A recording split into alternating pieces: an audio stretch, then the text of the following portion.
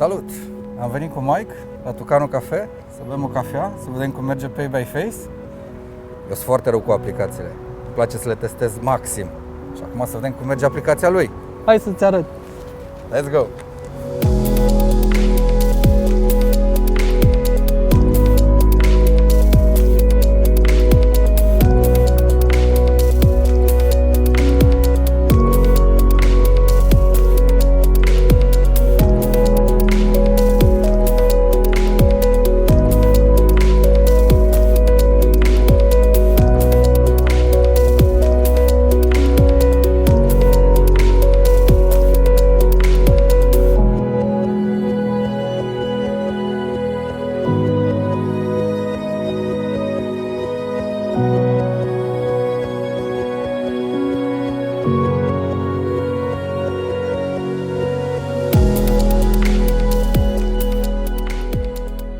Mike, noi ne-am cunoscut acum 2-3 ani la Smart Alliance, după aia cu Tech Venture și acum și cu banca.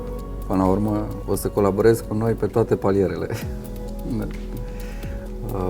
Zi-mi un pic despre Pay by Face.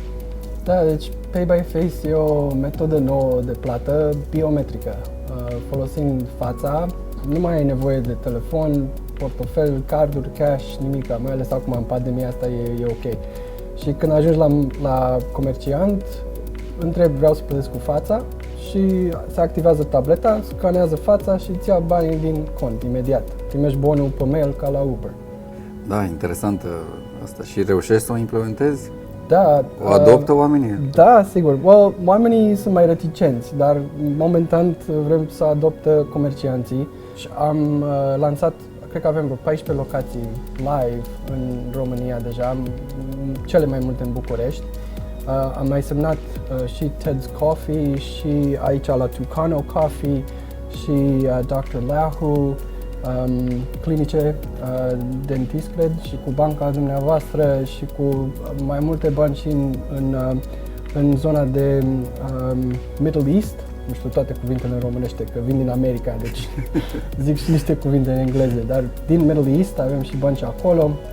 Am fost participanți în Visa Innovation Program în Bulgaria, deci merge bine. E greu, dar merge bine, așa, pas cu pas, viața de antreprenor. Da, încet, dar sigur. Sigur, da. Bun, și poate ne spui un pic cum ne avantajează pe noi ca și consumatori? Ce ar fi mai... Scăpăm mai repede nu mai stăm la coadă? Care e avantajul principal? Da, avantajul principal mai degrabă acum în pandemia asta este că e metodă contactless. Și chiar e contactless în sensul de hands-free contactless. Pentru că cu Pay by Face, cum am zis, nu ai nevoie de telefon, card, cash, nimic la tine. Dar așa, în zi de zi, este și partea de viteză.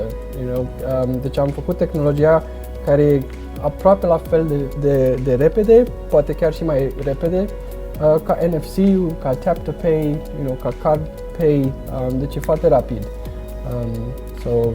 Și asta ajută mult, dar mai degrabă că nu trebuie să atingi nimic. După ce ai contul, scanezi fața și stai acolo cu minte și totul se întâmplă automat.